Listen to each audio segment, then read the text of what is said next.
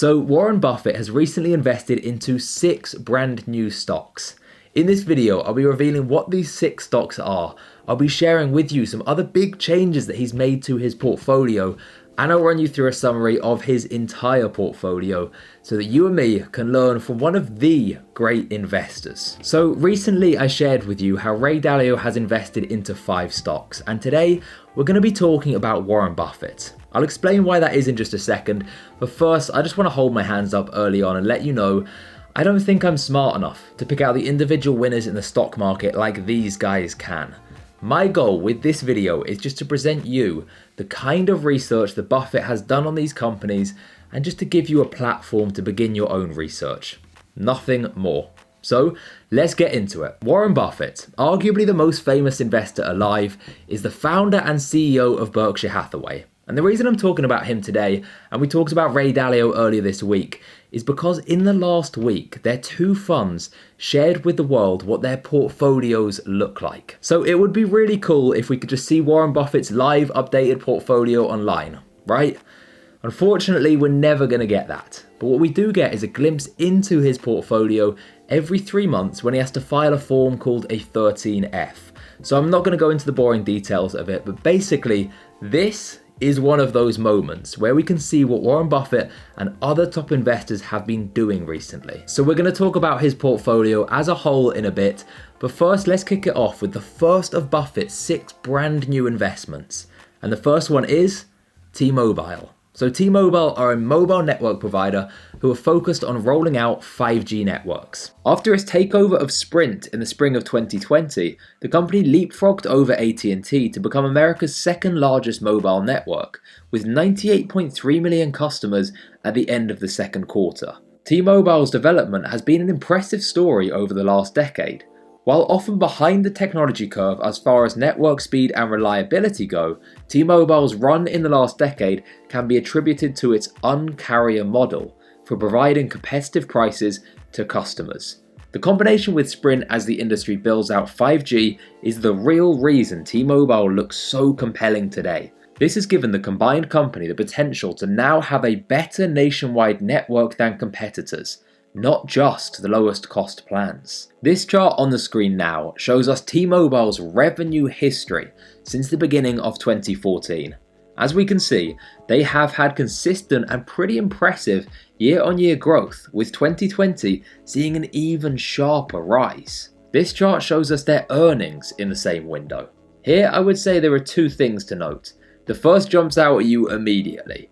The growth has not been consistent. In fact, after a peak in late 2018, the trend has actually been negative.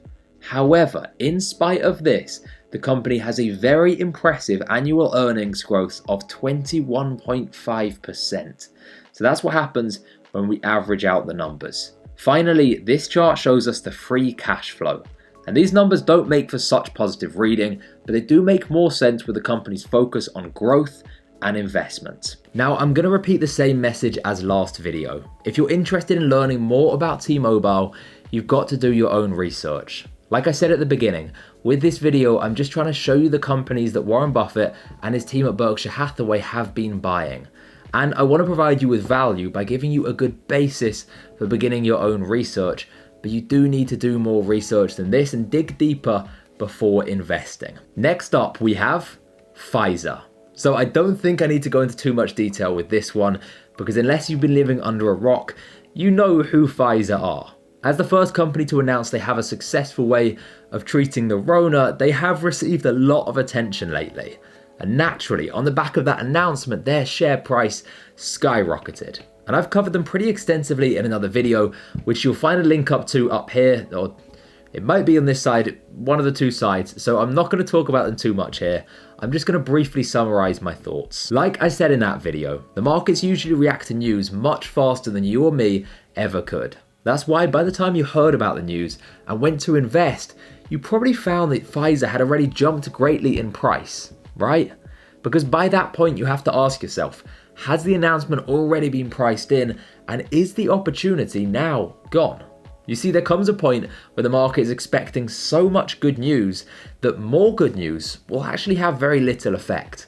But even a small amount of bad news could cause a big dip in the price. As I said in that video, it looked at the time like Moderna would probably have a treatment, and the Oxford study in the UK, it was also looking pretty promising too, and it's looking even better now with the announcements since. I was expecting more positive announcements from other companies after the Pfizer news, and to tell you the truth, I still am. And obviously for society, that's great news, but for an investor in Pfizer, not so much. Next up, we have Snowflake. Snowflake is a cloud-based data warehousing and solutions company which IPO'd in September. Investors who have been watching Snowflake stock since its September IPO have seen quite a show. The company's shares were priced at $120 the day it went public, then opened at a staggering $245 the next day.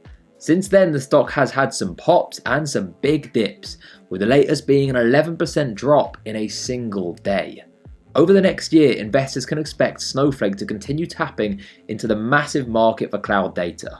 The company's management believes that Snowflake has a total addressable market of $81 billion. That's a huge opportunity, especially considering that the company only brought in $242 million in sales for the first 6 months of 2020. There's no indication that Snowflake won't continue growing quickly over the next 12 months either. Sales were up 147% in the fiscal year ending January 31st, 2020, and skyrocketed 133% in the first half of 2020. Additionally, the company's gross margin is moving in the right direction. Gross margin was 46% at the end of fiscal 2019 and increased to 56% at the end of fiscal 2020. The company is also doing a great job of earning more money from its existing customer base. Customers who spend more than $1 million with Snowflake accounted for just 14% of customers a year ago. Now it's 41%. Now I could show you the data for Snowflake's revenue, earnings, and free cash flow. But to tell you the truth, when the data doesn't go back more than a few years, it doesn't really tell us much. So instead, let's talk about why Buffett and Berkshire Hathaway have invested. Because this investment is kind of surprising for the Oracle of Omaha, as he famously invests only into things that he understands. I mean, that's why he stayed away from technology for so long, and even today kind of does to some extent. One could surmise that he's making a bet on the future growth of a cloud data warehousing specialist. Snowflake has deals with Microsoft, Salesforce, and Amazon. Thus, even cloud-savvy companies turn to Snowflake for its unique multi-cluster shared data architecture. However, there could be another reason for Buffett's investment. You see, unlike you and me, investors like Warren Buffett, they just have extra advantages that we don't have. So in this case, Berkshire agreed to buy $250 million worth of Snowflake stock in a private placement at a cost of just $120 per share. Or in other words, Berkshire were able to buy at a steep discount compared to what us regular investors would have to pay after the IPO. So please do bear this in mind with your research. Next, we have BristolMyers Squibb, AbbVie, and Merck.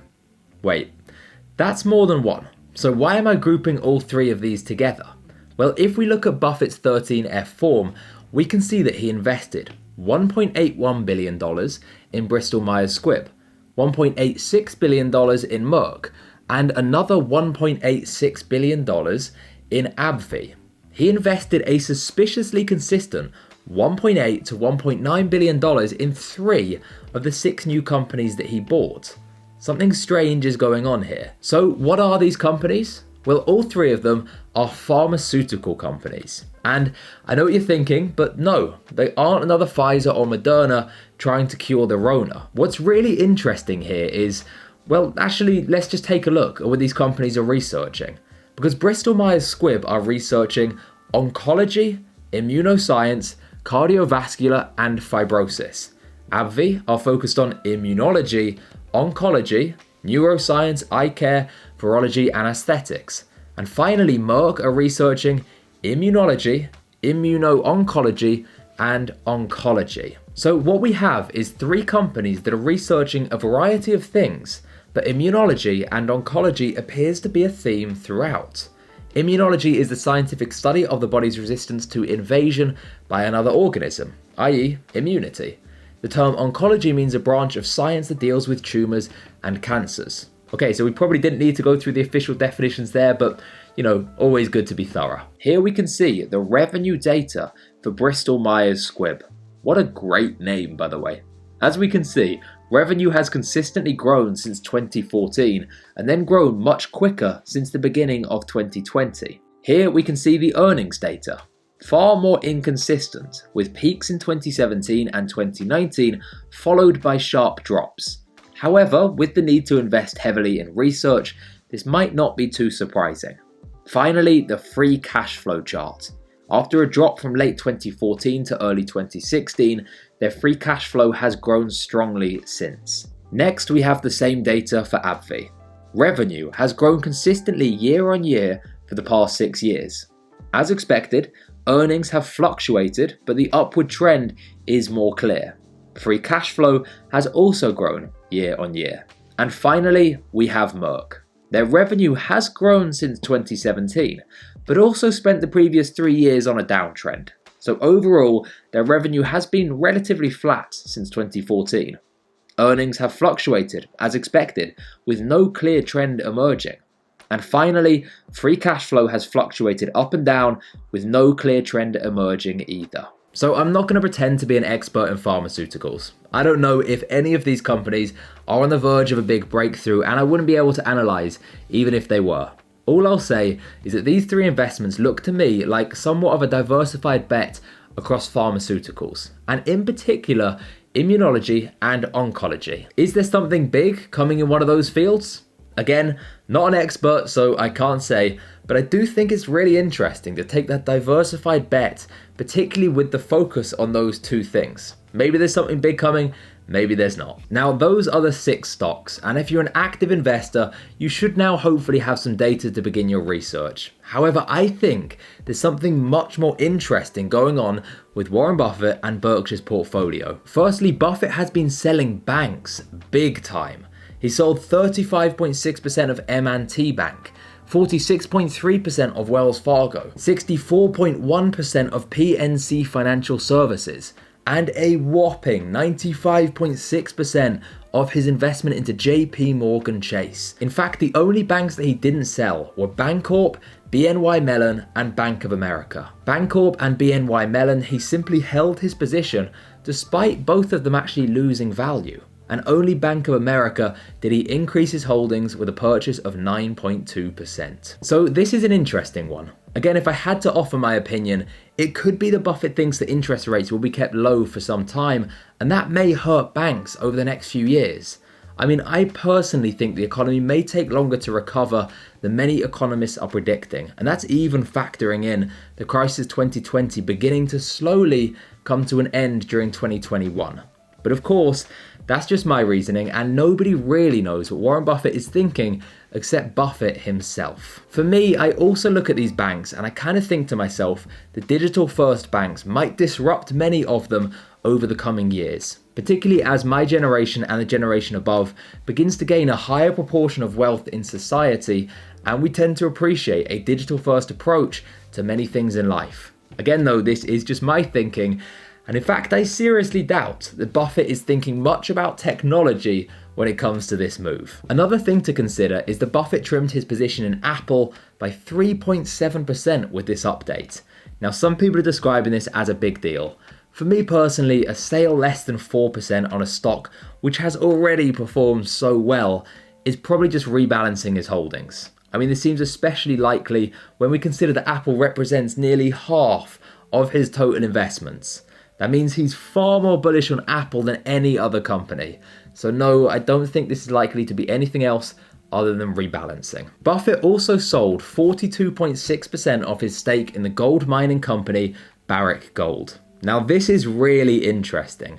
I made a video a while back about this that you might remember, because this investment came as a big shock to many of us investors. Buffett has famously panned gold over the years, favoring just about any other investment. I mean, he even invested into silver many years ago and still overlooked gold then. Now to be fair, he didn't actually buy gold here. He bought a gold mining company. But considering the company's profits are so heavily affected by the price of gold, I think this is as close to investing in gold as Buffett is ever likely to come. Buffett is also famous for investing and holding for the long term. So to see him buy a gold mining company and then sell nearly half of his shares in just the next few months, well, we have number one, gold, and number two, Buffett making a quick sale. Now this might be one of the most unlike him things that we'll ever see him do. As for the reason, well again, only Buffett really knows, but if I had to speculate, I would say that he either saw a short-term opportunity, but considering he doesn't really invest like that, I'd say it's more likely that he didn't really want to invest into gold in the first place or into a gold mining company, but he wanted to hedge his bets with everything going on. And then when he saw what he thinks is a better opportunity in the market, well, this was always likely to be the first investment that he would sell as soon as he possibly could. Now, I want to add a very important point. As I said at the beginning, this is not a live updated portfolio because we're never going to get access to that. The best that we unfortunately get is when Buffett and Berkshire, they post every 3 months. And that means something important that we have to consider. Things may have changed since the last filing. Again, this is an opportunity to learn about new companies and investments and learn some ideas from one of the great investors, but we have to apply our own research too. So if you want to see Berkshire's entire portfolio, you can check out the link in the description. I hope you've really enjoyed this video, and if you have, and you want to see videos like this every Tuesday and Friday, which is when I post, make sure to subscribe.